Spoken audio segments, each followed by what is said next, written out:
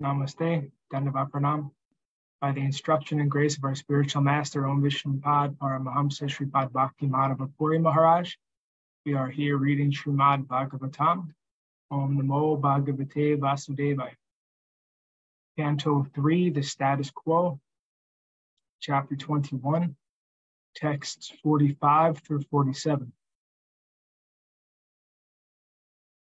Pravisya tat tirtavaram adiraja sahatmaja Adharsha munim ashinam tasmin huta hutasanam vidyotamanam vapusa tapasyugra yujachiram natikshamam bhagavata snigdha pangavalokanat tadvyahritam ritakala piyusha shravanena cha from Shum Padma Palashaksham Jatilam Chira Bhashasham Upasamrityamalinam Yatarhanam Asamskritam.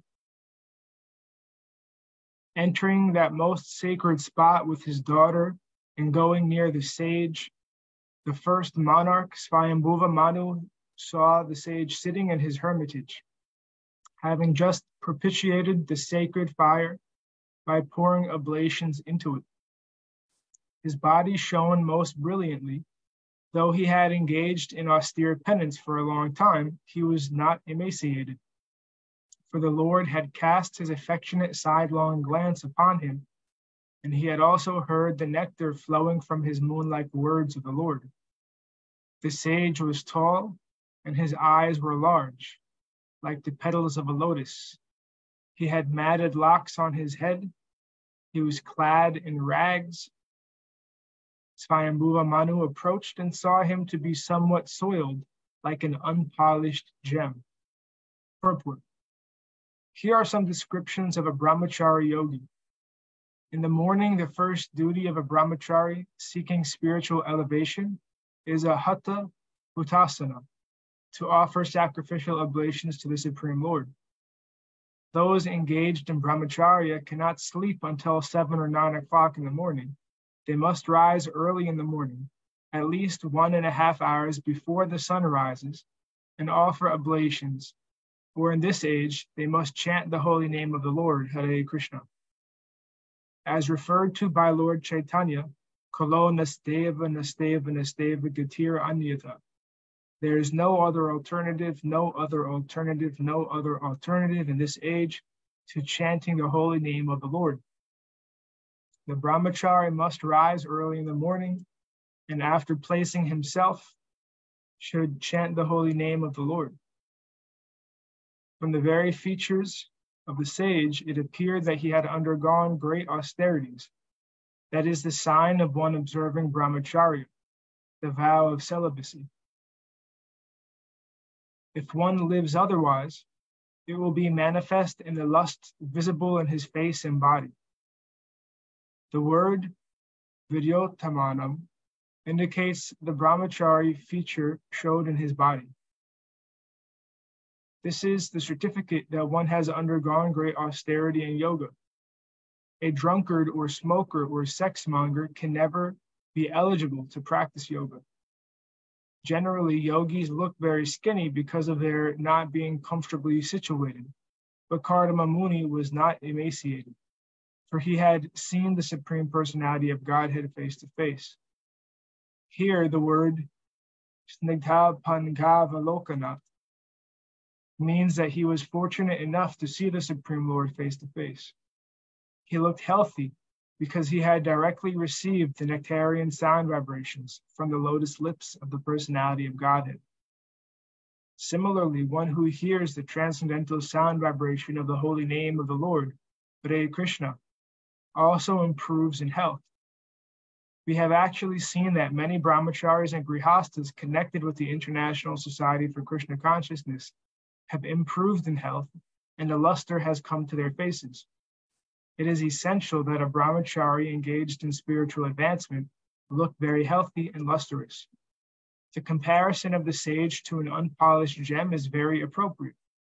Even if a gem just taken from the mine looks unpolished, the luster of a gem cannot be stopped.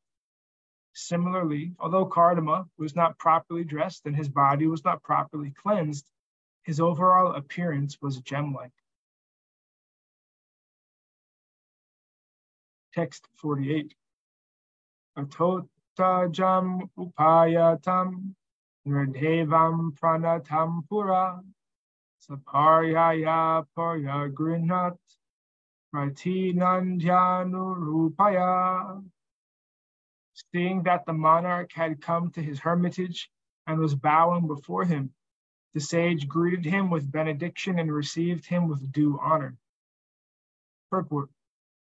Emperor Swayambhuva Manu not only approached the cottage of dried leaves possessed by the hermit Kardama, but also offered respectful obeisances unto him. Similarly, it was the duty of the hermit to offer blessings to kings who used to approach his hermitage in the jungle. 49. Grihitaranam asinam samyatam prinaya muni Smaran Bhagavat Adesham Ityahas Lakshnaya Gira. After receiving the sage's attention, the king sat down and was silent. Recalling the instructions of the Lord, Kardama then spoke to the king as follows, delighting him with his sweet accents. 50. Nunam chankramanam deva Satam samrakshnayayate vadhaya chasatam yastvam hare shaktir hi palinim. The tour you have undertaken, O Lord, is surely intended to protect the virtuous and kill the demons, since you embody the protecting energy of Sri Hare. Purport. It appears from many Vedic literatures, especially histories like Srimad Bhagavatam and the other Puranas, that the pious kings of old used to tour their kingdoms in order to give protection to the pious citizens and to chastise or kill the impious. Sometimes they used to kill animals in the forests to practice the killing art, because without such practice, they would not be able to kill the undesirable elements. Kshatriyas are allowed to commit violence in that way, because violence for a good purpose is part of their duty. Here, two terms are clearly mentioned, vadhaya, for the purpose of killing, and ashatam, those who are undesirable. The protecting energy of the king is supposed to be the energy of the Supreme Lord.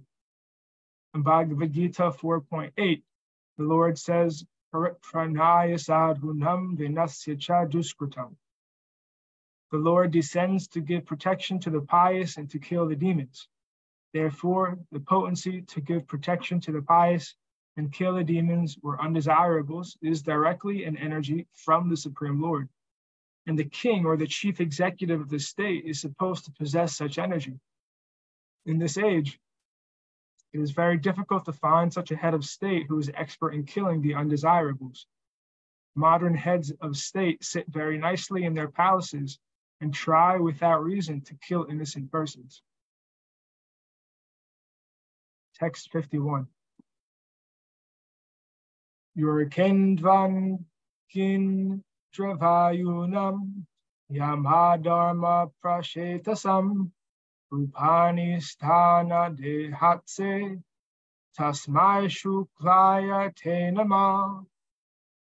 When necessary, you assume the part of the sun god, the moon god, Agni, the god of fire, Indra, the lord of paradise, Vayu, the wind god, Yama, the god of punishment, Dharma, the god of piety, and Varuna, the god presiding over the waters. All obeisances to you, who are none other than Lord Vishnu. Purport. The sage Kardama was a Brahmana and Swayambhuva was a Kshatriya. The sage was not supposed to offer obeisances to the king because socially his position was greater than the king's, but he offered his obeisances to Swayambhuva Manu because Manu, king and emperor, because as Manu, king and emperor, he was a representative of the Supreme Lord. The Supreme Lord is always worshipable, regardless of whether one is a Brahmana, a Kshatriya, or a Sudra. As a representative of the Supreme Lord, the king deserved respectful obeisances from everyone. Texts 52 through 54.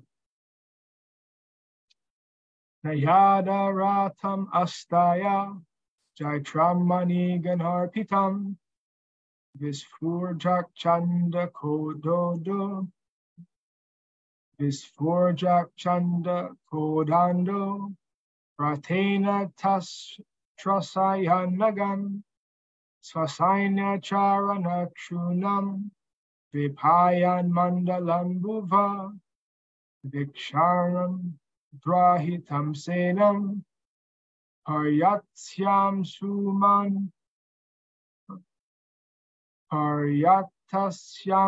suman iva tadhaiva setava sarve varnashram nibanadana bhagavad rachita rajan vidyeran bhakta dasyubi. If you did not mount your victorious jeweled chariot, whose mere presence threatened culprits, if you did not produce fierce sounds by the twanging of your bow, and if you did not roam about the world like the brilliant sun, leading a huge army whose trampling feet caused the globe of the earth to tremble, then all the moral laws governing the varnas and ashrams created by the Lord himself would be broken by the rogues and rascals.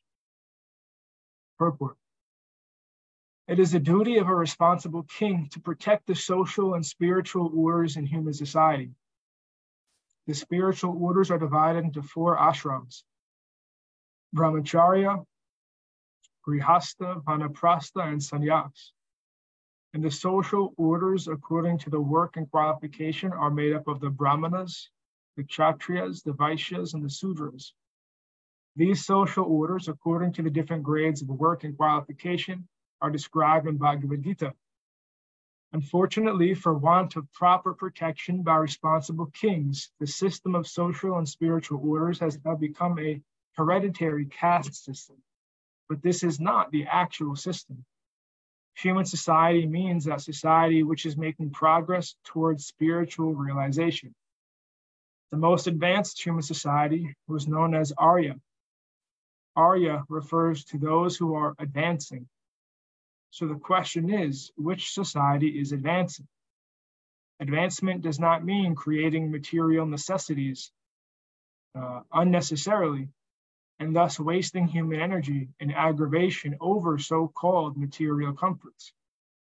Real advancement is advancement towards spiritual realization, and the community which acted toward this end was known as the Aryan civilization. The intelligent men, the Brahmanas, as exemplified by Kardama Muni, were engaged in advancing the spiritual cause, and the Kshatriyas, like Emperor Swayambhuva, used to rule the country and ensure that all facilities for spiritual realization were nicely provided. It is the duty of the king to travel all over the country and see that everything is in order. Indian civilization, on the basis of the 4 varnas and ashrams, deteriorated because of her dependency on foreigners, or those who did not follow the civilization of varnashram. Thus, the varnashram system has now been degraded into the caste system. The institution of the 4 varnas and 4 ashrams is confirmed herewith to be Bhagavad Rachika, which means designed by the Supreme Personality of Godhead. In Bhagavad Gita, this is also confirmed. Chatur Varnyam Maya Shrishtam. The Lord says that the institution of 4 varnas and 4 ashrams is created by me. Anything created by the Lord cannot be closed or covered. The divisions of varnas and ashrams will continue to exist either in their original form or in degraded form. But because they are created by the Lord, the Supreme Personality of Godhead, they cannot be extinguished. They are like the sun, a creation of God, and therefore will remain. Either covered by clouds or in a clear sky, the sun will continue to exist. Similarly, when the varnashram system becomes degraded, it appears as a hereditary caste system, But in every society, there is still an intelligent class of men, a martial class, a mercantile class, and a laborer class. When they are regulated for cooperation among communities according to Vedic principles, then there is peace and spiritual advancement. But when there is hatred and malpractice and mutual mistrust in the caste system, the whole system becomes degraded, and as stated herein, it creates a deplorable state. At the present moment, the entire world is in this deplorable condition because of giving rights to so many interests. This is due to the degradation of the four castes of varnas and ashrams.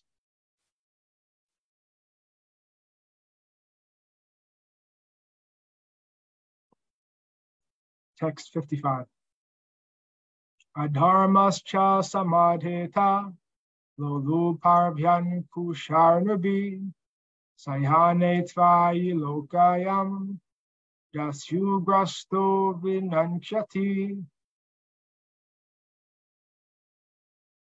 If you gave up all thought of the world's situation, unrighteousness would flourish.